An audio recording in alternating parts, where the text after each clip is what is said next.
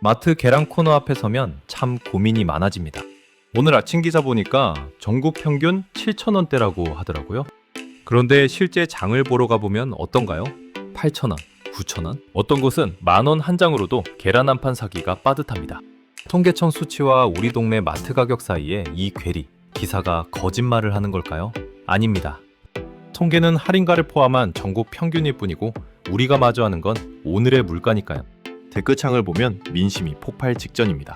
담배 두 값보다 싼데 왜 달리냐는 냉소부터 계란 때문에 볶음밥, 장사 접어야겠다는 자영업자의 한숨까지 섞여 있죠. 궁금하지 않으세요? 왜 우리는 매년 겨울만 되면 이 금난 전쟁을 반복해야 할까? 단순히 닭이 아파서일까요? 아니면 유통 과정에 문제가 있는 걸까요? 오늘 이야기해 볼 것은 왜 2026년 대한민국 식탁에서 계란 하나 마음 놓고 먹기가 어려워졌는지, 그 뒤에 얽힌 구조적인 결함들에 대한 이야기입니다. 가장 먼저 짚어봐야 할 건 역시 조류 인플루엔자 AI입니다. 이번에 유행하는 H5N2정은 정말 독합니다. 전염력이 예전보다 10배나 강해요. 데이터를 보면 지난 11월부터 벌써 430만 마리가 넘는 산란개가 살처분됐습니다. 우리나라 전체 산란개의 약 7% 수준이죠. 별거 아닌 것 같나요? 경제학에는 임계점이라는 게 있습니다.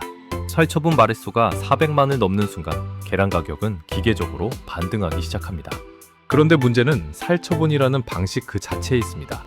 병에 걸린 닭만 죽이는 게 아니라 반경 몇 킬로미터 내의 건강한 닭까지 다 묻어버립니다. 시스템 전체를 보호하기 위해 멀쩡한 자원을 파괴하는 방식이죠.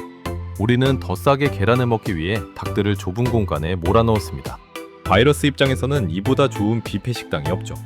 결국 우리가 누리는 저렴한 단백질은 이런 대규모 파괴를 담보로 한 위태로운 계약이었던 셈입니다. 많은 분이 간과하는 게 하나 더 있습니다. 닭은 국산인데 왜 가격이 올라? 라고 묻곤 하시죠? 답은 닭이 먹는 밥에 있습니다. 우리나라 양계 사료의 90% 이상은 수입 옥수수와 콩입니다. 지금 환율 얼마인가요? 1,400원대죠?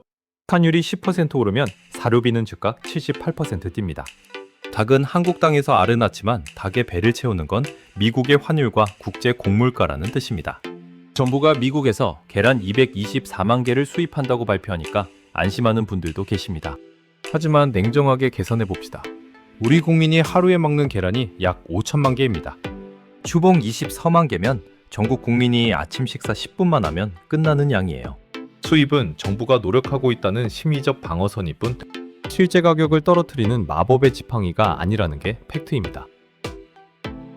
계란 살 때 껍데기에 찍힌 숫자들 유심히 보신 적 있나요? 맨 끝 숫자가 사료 방식을 나타냅니다. 원래 작년 2025년 9월부터는 좁은 케이지에서 닭을 키우는 사번, 농가가 전부 문을 닫기로 되어 있었습니다. 동물 복지를 위해서였죠. 하지만 정부는 결국 이 계획을 2년 뒤로 미뤘습니다. 왜일까요?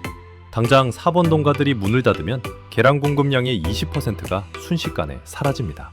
지금 겪는 가격 폭등은 예고편에 불과했을 겁니다.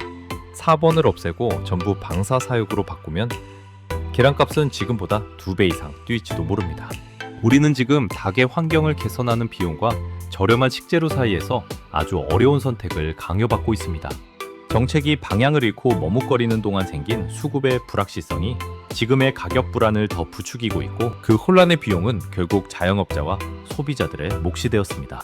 더 나아가 이 에그플레이션은 전염성이 강합니다. 계란값 때문에 올린 5,000원짜리 김밥 가격, 나중에 계란값이 떨어진다고 해서 다시 내려갈까요? 경제학에선 이걸 가격의 하방 경직성이라고 부릅니다. 계란이라는 작은 불씨가 외식 물가라는 거대한 불로 번지고 있는 겁니다. 미국도 예외는 아닙니다. 샌드위치에 계란 하나 추가하면 700원을 더 내야 하고 심지어 계란 트럭이 도난당하기도 합니다. 이건 이제 전 지구적인 문제입니다. 오늘 이야기를 마무리하며 생각해보게 됩니다. 결국 우리가 마주한 이 가격은 단순히 질병 때문에 내는 돈이 아닙니다. 더 싸게, 더 많이 공급하기 위해 만들어 놓은 공장형 축산과 불안정한 글로벌 공급망이 우리에게 내미는 시스템의 청구서인 셈입니다. 계란이 비싼 것이 아니라 우리가 그동안 너무 싼 계란에 익숙해져 있었던 건 아닐까 하는 질문도 생깁니다. 기후위기와 전염병이 일상이 될 시대, 이제 우리는 선택해야 합니다. 더 많은 비용을 치르더라도 시스템 자체를 혁신할 것인가? 아니면 매년 겨울 금란 소식에 한숨 쉬며 식탁에서 계란을 하나씩 뺄 것인가? 임시 방편인 수입에 매달릴 게 아니라 유통구조와 생산 방식을 어떻게 지속 가능하게 바꿀지 이제는 진지하게 고민해야 할 때입니다. 오늘 준비한 내용은 여기까지입니다. 이 작은 계란 하나리 던지는 묵직한 질문에 대해 당신은 어떤 답을 가지고 계신가요? 시청해주셔서 감사합니다.